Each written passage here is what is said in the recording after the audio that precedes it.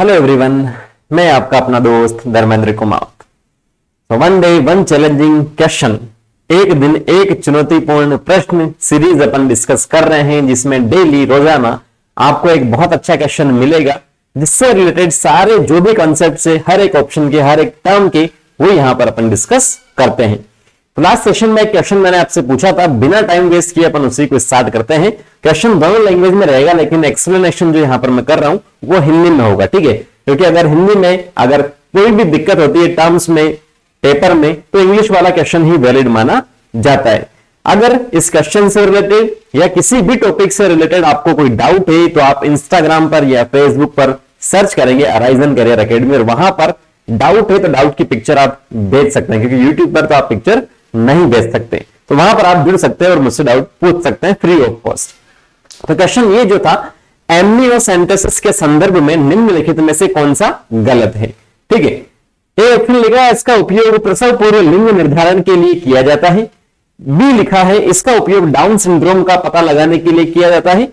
सी लिखा है, इसका उपयोग कटे तालु का पता लगाने के लिए किया जाता है। और डी लिखा है, यह आमतौर पर तब किया जाता है जब महिला 14 से 16 सप्ताह के बीच की गर्भवती होती है, ठीक है। इंग्लिश में भी लिखा, वो दिक्कत वाली बात नहीं है। तो सबसे फर्स्ट, जैसे ये क्वेश्चन आप लोग पढ़ो या जैसे ये टर्म आए एमनियोसेंटेसिस, तो आपके दिमाग में ये आ जाना चाहिए कि कौन से टॉपिक से और कौन से चैप्टर से प्रश्न पूछा गया है। तो ये जो प्रश्न है वो आपका 12th क्लास की एनसीईआरटी से है, रिप्रोडक्टिव हेल्थ या प्रजनन स्वास्थ्य जिसे अपन कहते हैं मनुष्य का, उससे ये पूछा गया। अब ये जो एमनियोसेंटेसिस है, इसके बारे में अगर अपन बात करें तो ये एक प्रोसीजर है, ठीक है। प्रोसेस जिसे अपन कह सकते हैं, एक प्रक्रिया जिसे अपन कह सकते हैं, जो प्रेग्नेंट फीमेल होती है, गर्भवती महिलाएं होती है, उनके जो प्रेगनेंसी के टाइम में जो बच्चा है उसका जो भी एब्नॉर्मलिटीज वगैरह जो भी टेस्ट है, उससे अपन कह सकते हैं। कौन कौन से इसके अंदर आता है वो मैं आपको बता देता हूं। तो ये जो है टेस्ट, थोड़ा सा इस इमेज से आप लोग समझिए, उसके बाद में बात करेंगे किस किस के लिए काम में आता है। ये जो टेस्ट है, इंग्लिश में यहां पर इमेज आपको दिखेगी, लेकिन कोई दिक्कत वाली बात नहीं, हिंदी में मैं बताऊंगा, ठीक है। ये कोई फीमेल है, ये क्या है, फीमेल है। बेबीज मदर स्पाइन, ये स्पाइन है पीछे की, और ये क्या है अपने पास, फीमेल है। फीमेल का जो एब्डोमेन वाला रीजन है, ये वाला पूरा ये बताया जा रहा है आपको, ठीक है। अब इसमें जो प्रेगनेंसी की बात करते हैं, तो बेबी कहां होता है, गर्भाशय में होता है। तो ये आपको दिख रहा है यूट्रस, यहां पर गर्भाशय जिसे अपन कहते हैं, ये गर्भाशय, ठीक है। और इसके अंदर ये आपको बेबी भी यहां पर शो हो रहा है, दिख रहा है, बच्चा दिख रहा है, कोई दिक्कत वाली बात नहीं है। बाकी सर्विक्स और वेजाइना जिसे योनि वगैरह अपन कहते हैं, वो नीचे की ओर आपको है, उससे कोई लेना देना अपन को नहीं है। प्यूबिक बोन से भी अपने को लेना देना नहीं है। तो होता क्या है इस प्रोसीजर में, कि जो भी डॉक्टर्स होते हैं, जो भी मेडिकल फील्ड वाले जो भी होते हैं, जो इस टेस्ट को करते हैं, वो क्या करते हैं, लगभग 14 से 16 मंथ की प्रेगनेंसी होती है, उस समय क्या करते हैं, जो फीमेल है उस पर यहां पर उसका जो बेबी ग्रोथ कर रहा है, उसके चारों तरफ एक स्पेसिफिक टाइप का द्रव्य मिलता है, फ्लूइड मिलता है, जिसे अपन कहते हैं एमनियोटिक फ्लूइड या द्रव्य। एमनियोटिक को एमनियोटिक ही कहते हैं हिंदी में, ठीक है।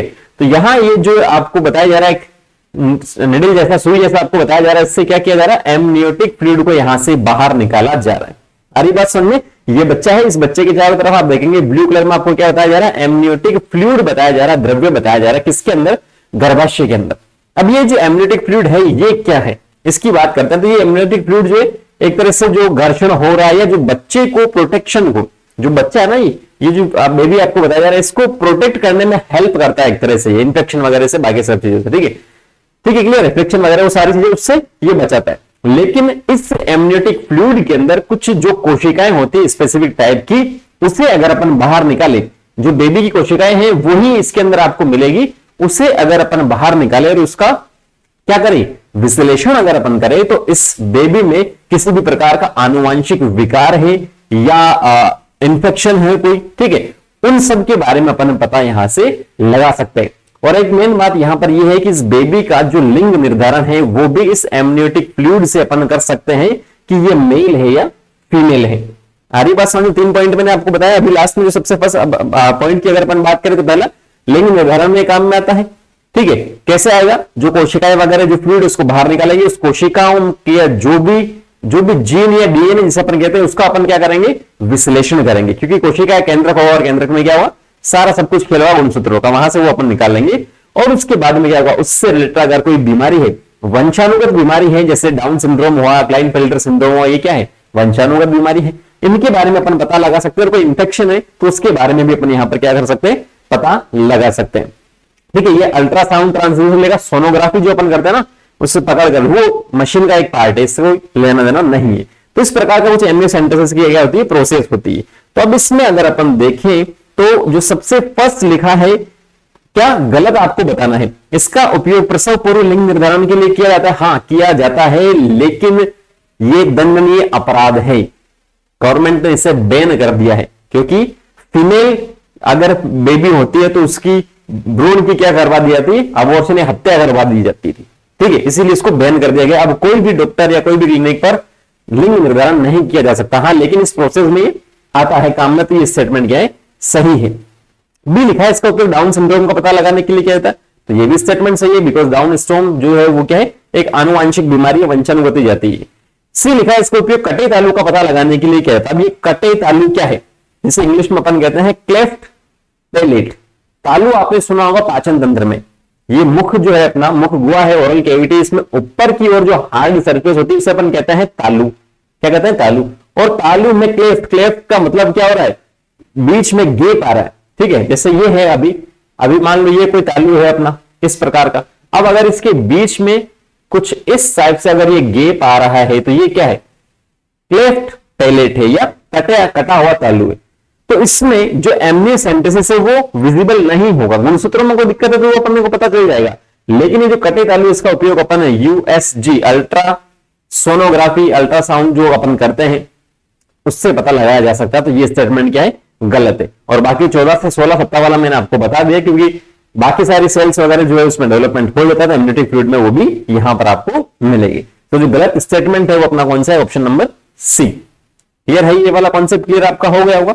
अब नेक्स्ट सेशन के लिए जो क्वेश्चन है वो यहां पर मैं आपको बता देता हूं बिना टाइम वेस्ट किए। क्वेश्चन इस प्रकार का है, कुछ निम्नलिखित में से सही संयोजन पहचाने जिसमें जेनेटिक कोड की मुख्य विशेषताएं आती हो।